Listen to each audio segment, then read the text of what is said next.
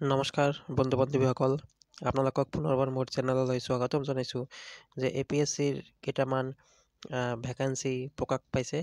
APSCৰ computer অপাৰেটৰৰ কেইটামান পদ ওলাইছে আৰু পদৰ সংখ্যা হৈছে 17টা।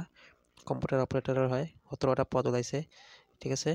আৰু অপন কেটেগৰীৰ কাৰণে আছে 8টা আছে, OBC কাৰণে আছে 5টা, SC কাৰণে এটা পোষ্ট আছে, ST পিলনৰ কাৰণে 2টা আছে, ST হিলৰ কাৰণে এটা আছে, ঠিক আছে। টোটাল 17টা পদ আছে আৰু এই 17টা পদৰ ভিতৰত উমনৰ কাৰণে 3টা ৰিজাৰ্ভেশ্যন আছে। ইয়াতে স্কেল পে দিছে। স্কেল পে স্কেল আছে 14,000-ৰ পৰা 60,500 টকা। গ্ৰেড পে আছে 6200 আৰু এডুকেশ্যন কোৱালিফিকেশ্যন কি বিচাৰিছে?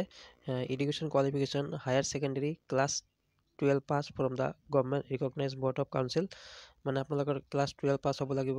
আৰু candidate must have good working knowledge of office productivity, software tools independent of any operating system, MS Windows, Linux, Mac, etc.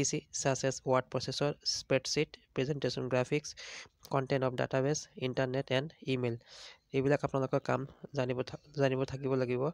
আৰু আপোনালোকৰ মিনিমাম 6 মান্থৰ এটা কম্পিউটাৰ ডিপ্ল'মা চাৰ্টিফিকেট লাগিব, যিটো government of Assam recognise institution হ'ব লাগিব। আৰু আপোনালোকৰ এজ দিছে, candidate should not be less than 18 years and not more than 40 years, মানে আপোনালোকৰ 18-ৰ পৰা 40 বছৰৰ ভিতৰত হ'ব লাগিব। আৰু এই ডেটটো কেলকুলেট কৰা হ'ব জানুৱাৰী 1 তাৰিখৰ পৰা 2024 জানুৱাৰী 1 তাৰিখৰ পৰা এই ডেটটো কেলকুলেট কৰা হ'ব। আৰু আপোনালোকে যদি SC ST হয় তেনেহ'লে আপোনালোকৰ এজ হ'ব 45 মেক্সিমাম ইয়াৰ্ছ, আৰু আপোনালোকে যদি OBC হয় তেনেহ'লে আপোনালোকৰ মেক্সিমাম এজ হ'ব 43 ইয়াৰ্ছ, আৰু আপোনালোকে যদি PWD হয় তেনেহ'লে আপোনালোকৰ মেক্সিমাম এজ হ'ব 50 ইয়াৰ্ছ, ঠিক আছে। আৰু আপোনালোকৰ আবেদন এই পদৰ আবেদন ষ্টাৰ্ট হ'ব 14 মাৰ্চৰ পৰা আৰু ক্ল'জ কৰা হ'ব 13 এপ্ৰিলত। আৰু আপোনালোকে যি ফিজ আছে এই ফিজ পে'মেণ্ট কৰিব পাৰিব 8 এপ্ৰিললৈকে। এতিয়া চাওঁ আহক ফিজ কিমান দিয়া আছে। Application fees general SC ST OBC MOBC BPL PWBD application fees ইয়াতে নীল দিয়া আছে, কিন্তু ইয়াতে প্ৰচেছিং ফিজ চাৰ্জ বাই CSC SPV 40 টকা। Taxable amount of processing fees 18% 7.20, মানে 7 টকা 20 পইচা। টোটাল আপোনালোকে পে'মেণ্ট কৰিব লাগিব 47 টকা 20 পইচা। এইটো সকলো কেটেগৰীৰ কাৰণে ছেম হয়, 47 টকা 20 পইচা আপোনালোকে পে'মেণ্ট কৰিব লাগিব। Eligibility criteria: as a domicile proof of the candidate for the post of computer operator, permanent residence certificate issued in Assam for educational purpose. Employment access registration certificate will be treated as proof of residency and he/she must upload a copy of the same.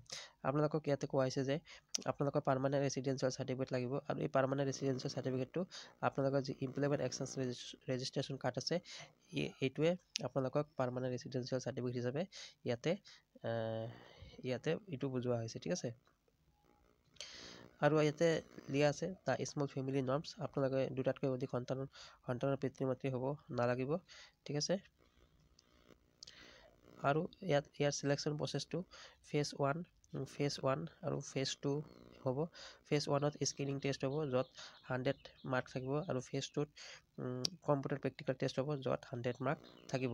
Phase 1ত general ইংলিছৰ 40 mark থাকিব, computer থিয়ৰীৰ 40 mark থাকিব, আৰু general এৱাৰনেছৰ 20 mark থাকিব। ইয়াতে math reasoning নাই। আৰু phase 2ত থাকিব against each vacancy 4 candidates will be shortlisted on the basis of the mark obtained in screening test. আৰু 17টা ভেকেঞ্চি আছে, মানে 68টা কেণ্ডিডেট এই স্ক্ৰিনিং টেষ্টৰ পৰা পাছ কৰাব, আৰু 68টা কেণ্ডিডেটক প্ৰেক্টিকেল টেষ্টৰ কাৰণে মাতিব। আৰু এই প্ৰেক্টিকেল টেষ্টৰ ভেন্যু আছে গুৱাহাটীত, ঠিক আছে। এই প্ৰেক্টিকেল টেষ্টৰ হ'ব গুৱাহাটীত। How to apply? Application are required to apply online through APSC recruitment website. No other means mode, মানে আপোনালোকে এইটো APSC ৱেবছাইটত গৈ ৰিক্ৰুইটমেণ্ট ৱেবছাইটত গৈ এইটো অনলাইনৰ যোগেদি আবেদন কৰিব লাগিব। আৰু লিখা আছে no other means mode of application will be accepted, আৰু যদি আপোনালোকে বেলেগ ধৰণে যদি আবেদন কৰা তেনেহ'লে এইটো ৰিজেক্ট কৰা হ'ব। আৰু ৱেবছাইটৰ নাম লিখা আছে https apscrecruitment.in ত গৈ আপোনালোকে এইটো আবেদন কৰিব লাগিব, ঠিক আছে। আৰু ইয়াতে 3 নম্বৰ পইণ্টটো দিছে যে আপোনালোকৰ এটা ভেলিড এক্টিভ ইমেইল আইডি আৰু ফোন নম্বৰ থাকিব লাগিব।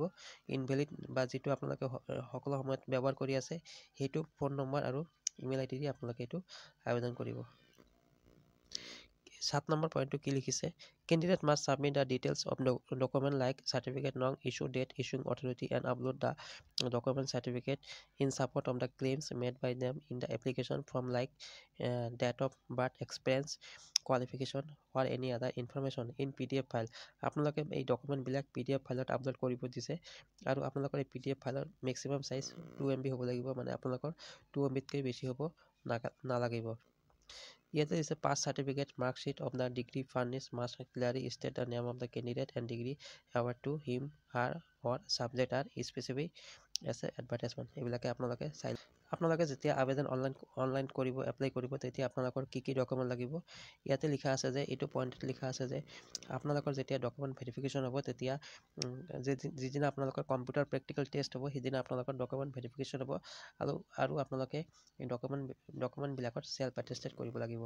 আৰু কি কি ডকুমেণ্ট আপোনালোকক ডকুমেণ্ট ভেৰিফিকেশ্যনৰ সময়ত লৈ যাব লাগিব যে ক্লাছ 10 মেট্ৰিকৰ SSLC admit card, birth certificate এইবিলাক লৈ যাব লাগিব। Certificate and marksheet of all the examination from SSLC onward to the level of qualifying examination. আপোনালোকে SSLCৰ পৰা যিমানলৈকে আপোনালোকে ডিগ্ৰী লৈছে সেই সকলোখিনি ডিগ্ৰীৰ ডিপ্ল'মাৰ আপোনালোকে চাৰ্টিফিকেট আৰু মাৰ্কশ্বিট লৈ যাব লাগিব। চাৰ্টিফিকেট আৰু মাৰ্কশ্বিট আপোনালোকে ল'ব কম্পিউটাৰৰ যি আপোনালোকে চাৰ্টিফিকেট মাৰ্কশ্বিট আছে সেইটো আপোনালোকে লৈ যাব লাগিব। আপোনালোকে যদি কাষ্টৰ হয় কোন কাষ্টৰ হয় SC ST OBC OBC এইবিলাক চাৰ্টিফিকেট আপোনালোকে লৈ যাব লাগিব।